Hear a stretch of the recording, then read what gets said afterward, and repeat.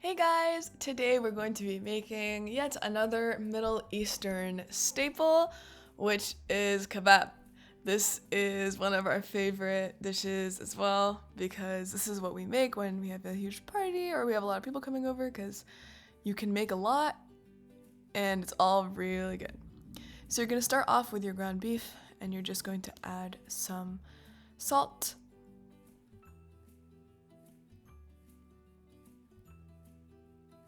shawarma seasoning, which we really like, by the way. So we've always liked shawarma seasoning for our kebab, but if you're not a fan of that, you can go ahead and add any of your own spices that you usually add to your ground beef.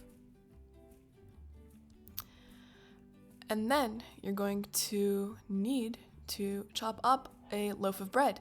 And if you want to learn how we make this pita bread, my mom can link that video down below. If not, just use whatever bread you have available to you.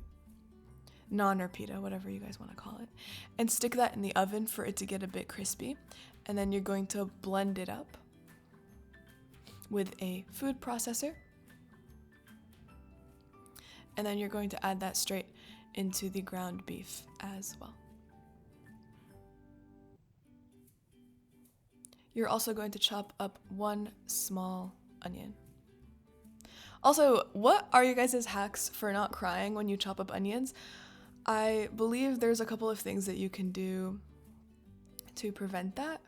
I forget what they were. They're like really funny things, and I don't know if they're true or not. So if you guys know those, let us know in the comments down below. But yeah, then you're going to add in 2 garlic cloves to the same food processor that just processed your onions, and as well as some parsley and an egg. Oh, and just a side note, if you're going to be freezing this meat, as in you're not going to be grilling all of it today, make sure to include dried onion instead of fresh onion, otherwise the texture will become very soggy after frozen.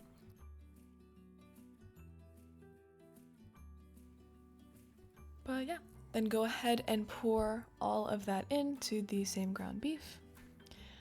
And in a separate pot, add a potato and cover it. We're gonna be making a mini mashed potato here. So just poke it and see if it's hard enough for the fork to go through, and if it's soft enough to get mashed. So this is it getting mashed.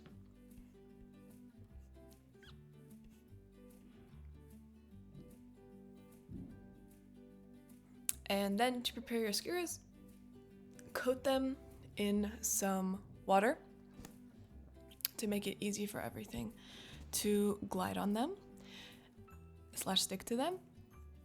And then you're going to add the mashed potato, the singular mashed potato, to your ground beef and your parsley, egg, onion, garlic spread as well. So you're gonna mix all that up.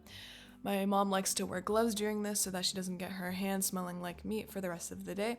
If you guys want to raw dog it, that's totally fine too, I guess, but to each their own. And then you're going to add your meat to a scale, preferably, so that you can make them roughly the same size. And you can use another plate to zero it out so that you don't get the scale itself dirty as well. Anyways, once those are all measured out, you're gonna basically put it on the skewer in the middle and then spread it out yourself from there. So this minimizes it being uneven or falling apart. You don't want to guesstimate, oh, let me have some here and have some here. Instead, just start in the middle and even it out as well as you can. The main thing is just having these not fall apart before they get to the grill. And also, you want to put them on the top layer of your grill, preferably if you can do that, so that they don't burn, but they still get nice and crispy.